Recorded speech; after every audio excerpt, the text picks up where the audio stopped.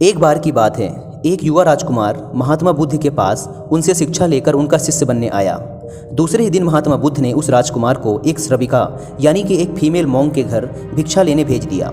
जब वह रास्ते में जा रहा था तो उसके मन में ख्याल आया कि जो भोजन मुझे बहुत पसंद थे अब तो वो मुझे खाने को नहीं मिलेंगे।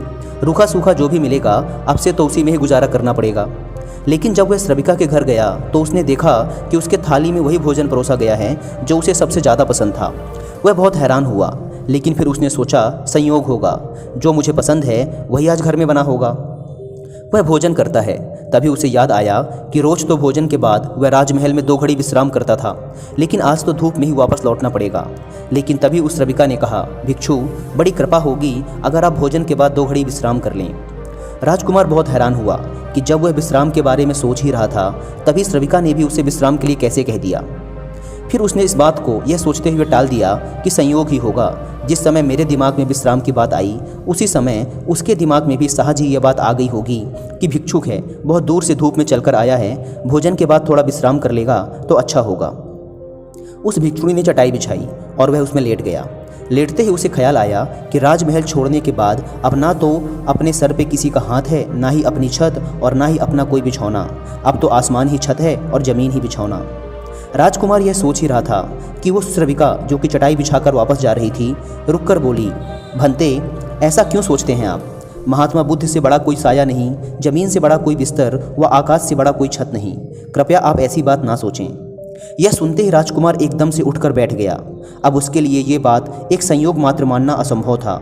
उसने उस बौद्ध भिक्षुणी से कहा, मैं बड़ा हैरान हूँ, क्या मेरे विचार तुम तक पहुँच जाते हैं? क्या मेरा अंतःकरण तुम पढ़ लेती हो?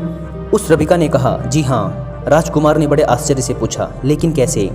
तब श्रविका ने कहा, पहले तो मैंने स्वयं के विचारों का निरीक्षण शुरू किया था, खुद के दिमाग में आने वाले विचारों पर ध्यान देना शुरू किया था। अब तो हालात उल्टे हो चुके हैं। स्वयं के विचार तो निरीक्षण करते करते क्षीण हो गए हैं, गायब हो गए हैं, विलीन हो चुके हैं।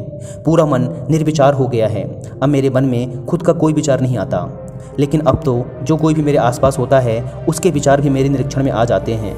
मैं उसके विचार भी पढ़ लेती हूँ। वह भिक्षु एकदम से घबराकर खड़ा हो गया और उसने कहा, मुझे आज्ञा दें, मैं जाऊँ। उसके हाथ पैर काँप रहे थे। उस श्रविका ने कहा, इतने घबराए हुए क्यों हो? इसमें घबराने वाली क्या बात है? लेकिन भिक्षु फिर रुका नहीं, वह वापस लौटा। उसने बुद्ध से कहा, क्षमा करें, उस द्वार पर दोबारा भिक्षा मांगने ना जा पाऊंगा। बुद्ध ने कहा, क्यों? तुमसे कोई गलती हुई? वहाँ कोई भूल हुई तुमसे? उस भिक्षु ने कहा, ना तो भूल हुई ना कोई गलती, बहुत आदर सम्मान और जो भोजन सबसे ज़्यादा प्रिय था वह मिला। लेकिन वह जवान श्रविका दूसरे के मन के विचारों को पढ़ लेती है। यह तो बड़ी खतरनाक बात है, क्योंकि उस सुंदर जवान श्रविका को देखकर मेरे मन में तो काम वासना भी उठी थी, विकार भी उठा था, उसके लिए कुछ गलत विचार भी उठे थे। वो सब भी पढ़ लिया होगा उसने। अब मैं वहाँ कैसे जाऊँ? कैसे उसके सामने खड़ा हो पाऊँगा? उससे आंखें कैसे मिला पाऊँगा? मैं उसके पास दोबारा नहीं जा सकूँगा। बुद्धा, मुझे क्षमा करें। बुद्ध ने कहा, वहीं जाना पड़ेगा। अगर ऐसी क्षमा मांगनी थी तो भिक्षुक बनने की कोई ज़रूरत नहीं थी। तुम्हें जानबूझकर वहाँ भेजा था और अब तक जब तक मैं मना ना करूँ तुम्हें रोज़ वहीं जाना पड़ेगा। महीने, 2 महीने, वर्ष, 2 वर्ष, निरंतर। अब यही तुम्हारी साधना है। लेकिन होशपूर्वक जाना, भीतर से जागे हुए जाना और देखते हुए जाना कि तुम्हारे अंदर कौन से विचार उठ रहे हैं, कौन सी वासनाएं उठती हैं। और कुछ भी मत करना, उन विचारों और बुरी वासनाओं से लड़ना मत, उन्हें ज़बरदस्ती दबाने की कोशिश मत करना। दिमाग में जो भी विचार आ रहे हैं उन्हें आने देना। तुम्हारा काम है उन विचारों का निरीक्षण करना, उन्हें ध्यान से देखना। इसलिए तुम जागे हुए जाना, देखते हुए जाना कि भीतर क्या उठता है क्या नहीं उठता। वह भिक्षु दूसरे दिन भी वहीं गया।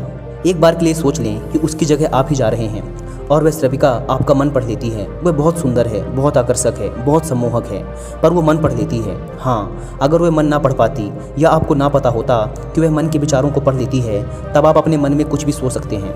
लेकिन आप आज क्या करेंगे यदि आप आज ही जा रहे हैं उस भिक्षुक की जगह भिक्षा लेने? वह भिक्षुक रास्ते पे चल रहा है, बहुत खतरे में है, अपने मन को देख रहा है, जागा हुआ है। आज पहली बार जिंदगी में वह जागा हुआ चल रहा है। जैसे जैसे उस श्रविका का घर करीब आने लगा उसका होश बढ़ने लगा। भीतर जैसे एक दिया जलने लगा हो और चीज़ें साफ दिखाई पड़ने लगी और विचार घूमते हुए मालूम होने लगे। जैसे ही उसने घर की सीढ़ियों पर कदम रखा एक सन्नाटा सा छा गया उसके अंदर। होश परिपूर्ण जम गया। अपना पैर भी उठाता है तो उसे मालूम पड़ रहा है, एक श्वास भी आती जाती है तो वो भी उसे मालूम पड़ रही है। मन के अंदर जरा सा भी विचार का कोई कंपन आता या वासना की लहर उठती तो वो भी उसे दिखाई पड़ रही है। वह जैसे ही श्रविका के घर के अंदर गया मन में और भी गहरा शांत हो गया। वह बिल्कुल जागा हुआ है। जैसे किसी घर में दिया जल रहा हो और एक एक चीज़ कोना कोना प्रकाशित हो रहा हो। वह भोजन को बैठा, उसने भोजन किया, वह उठा, वह वापस लौटा। वह उस दिन नाचता हुआ वापस लौटा और आकर बुद्ध के चरणों में गिर पड़ा और उसने कहा, बुद्धा, आज अद्भुत बात हुई। जैसे जैसे मैं उसके निकट पहुंचा, वैसे वैसे मैं जागा हुआ हो गया। मैंने पाया कि विचार तो गायब ही हो गए, कामनाएं व वासनाएं तो खत्म ही हो गईं। और मैं जब उसके घर में गया तो मेरे भीतर पूर्ण सन्नाटा था। वहाँ कोई विचार नहीं था, कोई वासना नहीं थी, वहाँ कुछ भी नहीं था। मन बिल्कुल शांत और निर्मल दर्पण की भांति था। बुद्धा ने कहा, इसी बात के लिए वहाँ भेजा था। कल से वहाँ जाने की कोई ज़रूरत नहीं है। अब जीवन में इसी भांति जियो जैसे तुम्हारे विचार सभी लोग पढ़ रहे हों। अब जीवन में इसी भांति चलो जैसे जो भी तुम्हारे सामने हैं वह तुम्हें जानता है, तुम्हारे अंदर देख रहा है, तुम्हारे विचारों को पढ़ रहा है। इसी भांति चलो और अंदर जागे रहो। जैसे जैसे जागरण बढ़ेगा वैसे वैसे विचार वासनाएं खत्म होती चली जाएंगी।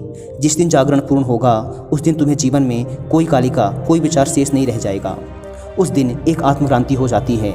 इस स्थिति के जागने को, इस चैतन्य के जागने को मैं कहता हूँ विवेक का जागरण। दोस्तों, इस कहानी से हमने सीखा कि यदि हम अपने दिमाग में एक बात को बैठा लें कि सामने वाले के बारे में हम जो भी सोचते हैं वो उसे पढ़ रहा है, उसे भी पता चल रहा है, तो हमारा दिमाग अपने आप किसी के भी बारे में बुरा सोचना कम कर देगा या बंद कर देगा।